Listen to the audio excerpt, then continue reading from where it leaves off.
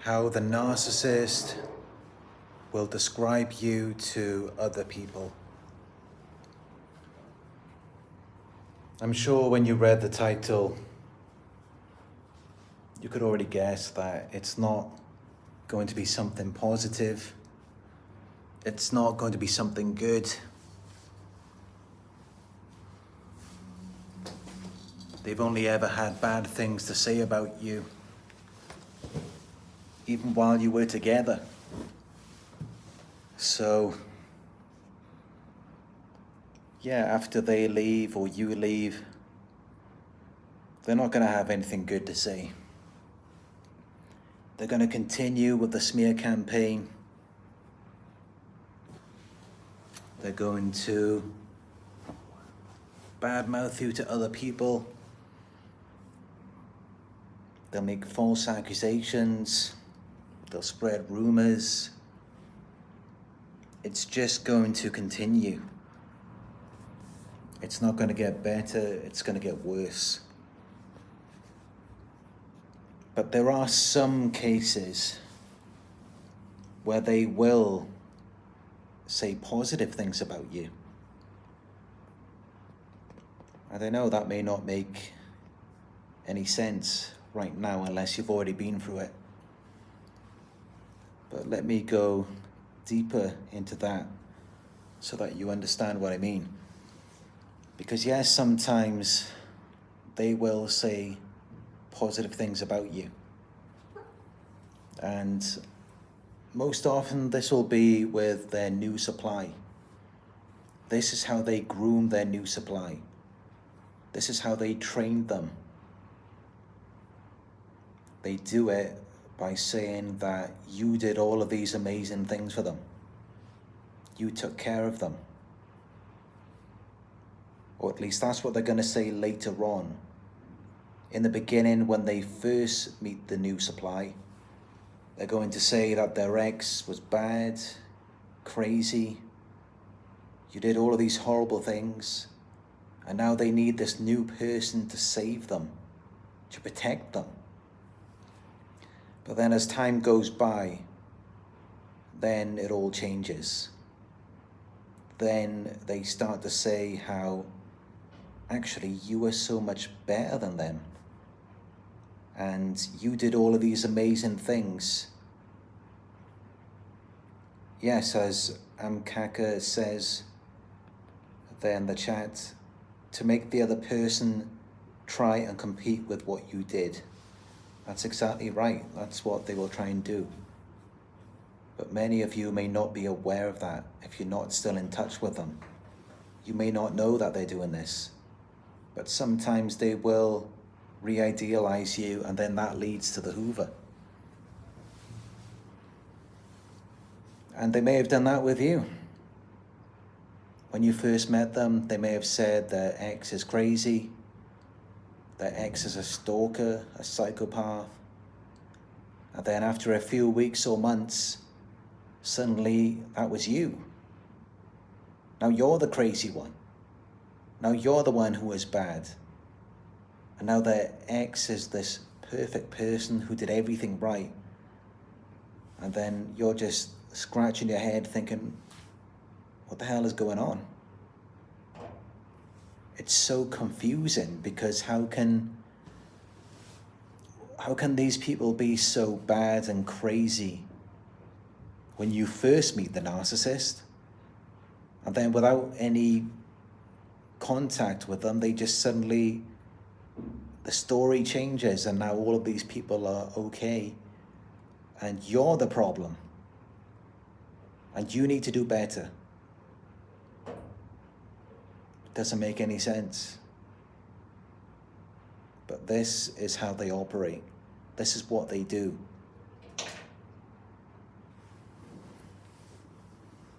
So yeah, you need to be aware of that. That is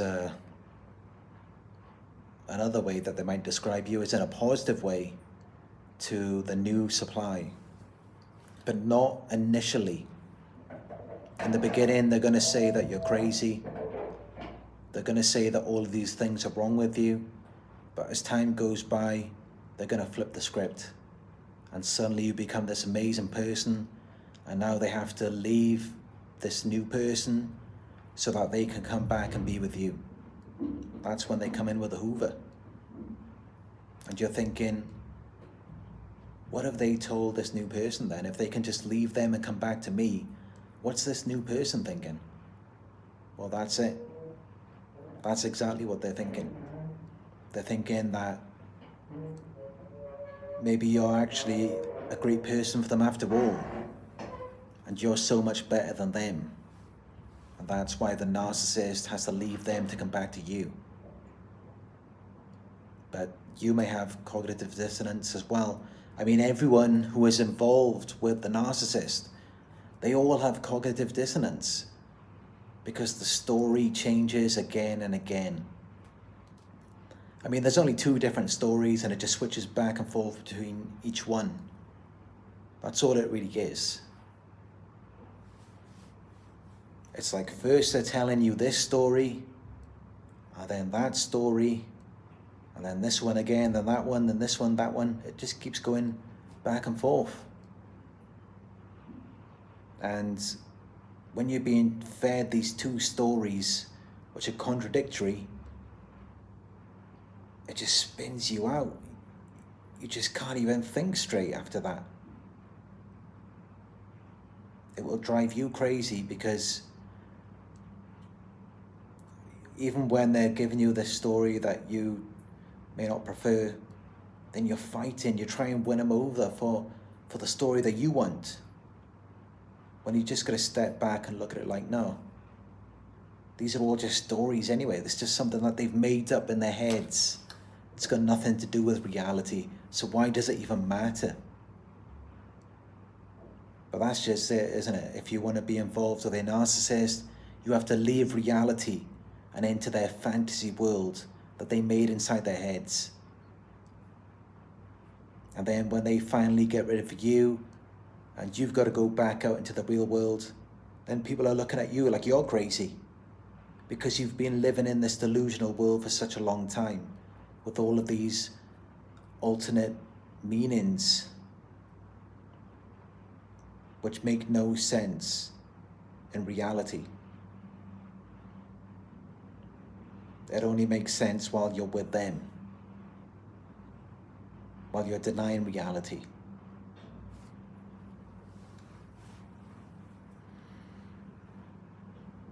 As you can see, I'm in another new apartment again now with this really fun hammock here. Been having a lot of fun with this. And Nala's just laying down, watching me. Yeah, it's very relaxing. I think I will make a video here in the morning.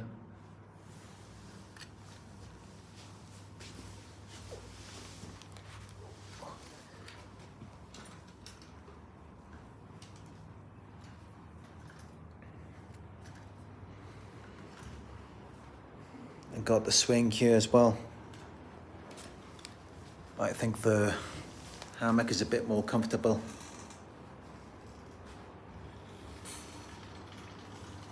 It does surprise me though how this can hold my weight. I must be about 100 kilograms. Somehow it doesn't come through the ceiling. So it's pretty strong.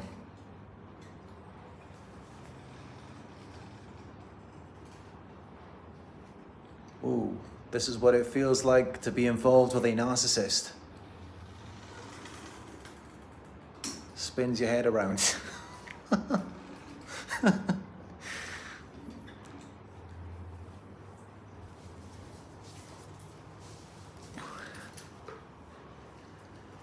What else have I got to show you? Durian. Has anyone you tried durian before? Let me know down in the comments. I had to pick some up. This is the Musang King durian.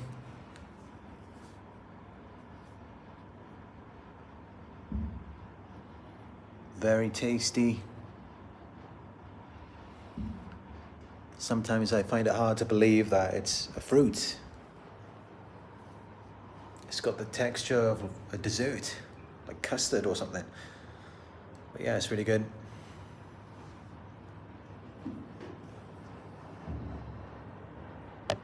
Really high up.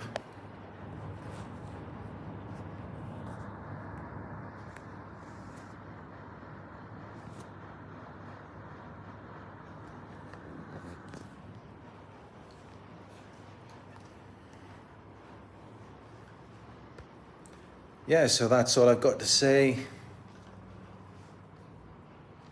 I hope it was helpful.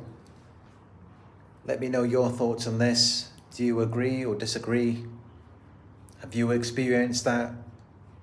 Maybe you caught them out when they were saying nice things about you to the new supply, after everything bad they were saying about you.